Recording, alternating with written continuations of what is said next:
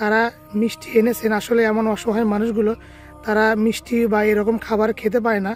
এই ভাইগুলো দেখুন নিজ হাতে মিষ্টি এনে এই মায়ের মুখে উঠায় দিল, মুখে পানিও উঠায় দিচ্ছে। তো আল্লাহ যেন এই ভাইগুলোকে কবুল করে নেয়। এই অসহায় বৃদ্ধ মা ও তার অন্ধ প্রতিবন্ধী ছেলের জন্য মাসুদ ভাই, পাপুল ভাই, সাইদুর ভাই কিছু সহায়তা পাঠিয়েছেন। তাদের খাবার সামগ্রী এবং তাদের যে শীত বস্ত্র আছে, শীত বস্ত্র বলতে কম্বল।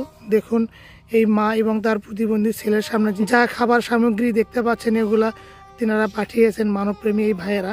তো আমি একটু আপনাদেরকে বিস্তারিত দেখাই তারা এই মা এবং তার প্রতিবন্ধী ছেলের জন্য কি কি পাঠিয়েছেন।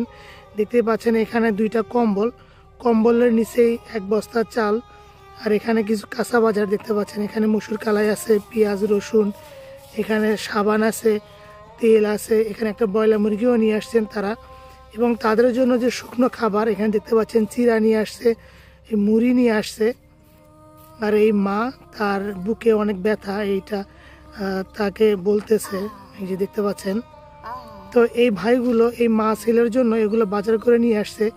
এখানে কিছু কাঁচা বাজার দেখতে পাচ্ছেন, এখানে কাঁচা বাজারও নিয়ে আসছে। যে মানবপ্রেমী ভাইগুলো এই অসহায় বৃদ্ধ মা ও তার অন্ধ প্রতিবন্ধী ছেলের জন্য এসব কিছুর আয়োজন করেছেন, আল্লাহ যেন তাদের মনের আশা কবুল করে। তো এই ভাইদেরকেও অসংখ্য ধন্যবাদ। আমি এখন একটু এই ভাইদের সঙ্গে কথা বলবো। আসসালামু আলাইকুম ভাই।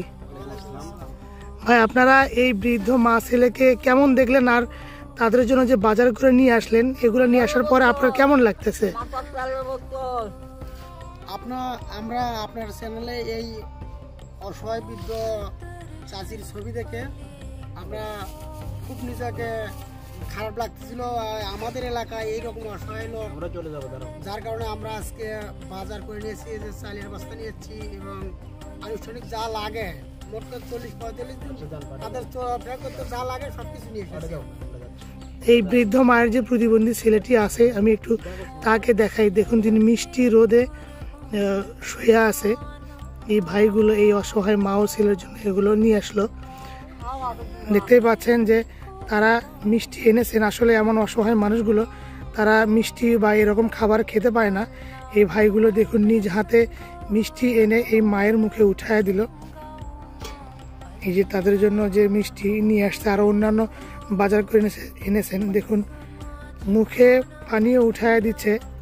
তো আল্লাহ যেন এই ভাইগুলোকে কবুল করে নেয় এমন অসহায় মানুষগুলোর পাশে থাকার জন্য।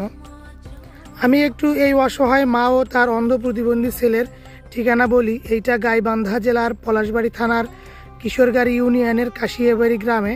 আমরা অন্যের একটা জায়গায় এই অসহায় মা ও ছেলেকে একটা ঘর নির্মাণ করে দিয়েছি, সেখানে থাকার ব্যবস্থা করেছি এবং তারা সেখানেই থাকে এবং খায়। তো কেউ যদি আসতে চান আমাদের এই ঠিকানায় আসবেন ইনশাআল্লাহ।